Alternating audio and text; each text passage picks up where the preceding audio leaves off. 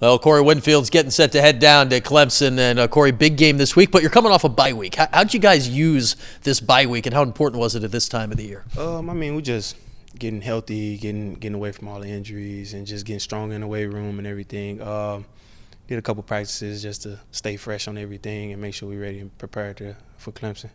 Did it feel like it hit at a good time of the season? Because 8 in a row is a lot, but you're playing well, so you can take some good vibes into it. Yeah, it did. It came right on time because we had a couple guys that was beat up and everything that needed to heal and everything. And for me, I took out the time to just watch extra film and just get myself ready for this week. So it gave me 2 weeks to prepare for these guys. And so many young guys around you, specifically in the secondary. How much learning can young guys like that do? Chris Frederick out there, Scoop Bradshaw playing a lot, really get done in that week? Oh, they doing good. They pick up everything so fast. Even from when we was in the camp and everything, they picked up very fast. And especially Scoop. Scoop picked it up because he went from receiver to corner, back to receiver, back to safety. It was just a lot. So he's doing good, and he's gonna play hard. So I think a guy like Scoop, I think it was late in the Virginia Tech game, looking out on the field saying, "Wait, number 18, what's he doing out here?" And then he's running around making plays. Is that impressive to you to see true freshmen out there doing that at this stage? Yeah, it does. Because I look at myself when I was my freshman year, and I wanted to play so bad, and it was everything. So when I see him playing, it makes me happy because it was like I was once in them shoes, wanted to play as a freshman, and he get to live that dream. So I like that about him, and he work hard every time. So.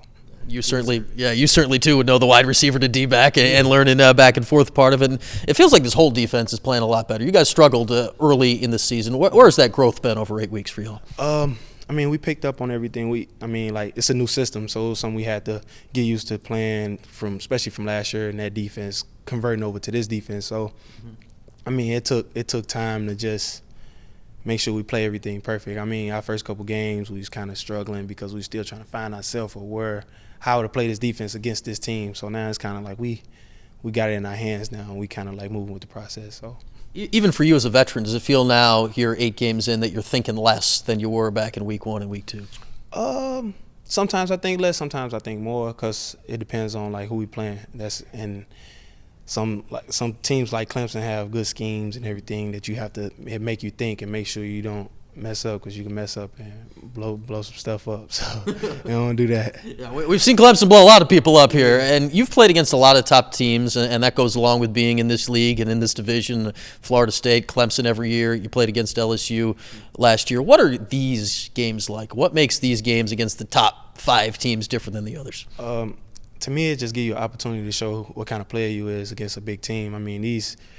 Some of the guys you're going against is NFL receivers and everything. So it's like you see where yourself is at when you play against them guys. So it kind of make you feel good because it's like, all right, I'm playing one of the best receivers and all this stuff. So it's pretty fun. Well, I know this at some point on Saturday. Mike Williams will be standing across from me. You're going to have one of those moments because he's one of those guys. Oh, yeah, for sure. When you look at the atmosphere, you were down in Death Valley a couple of years ago.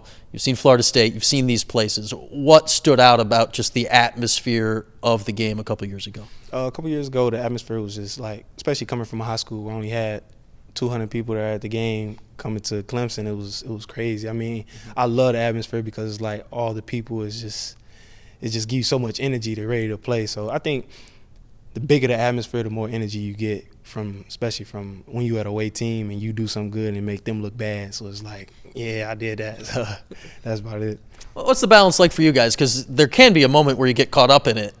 How do you balance that where, hey, it is fun. Right. You take it all in, but okay, now it's time for football. Even when we go out there and warm up, it's just like, all right, it's time to start buckling down and getting ready.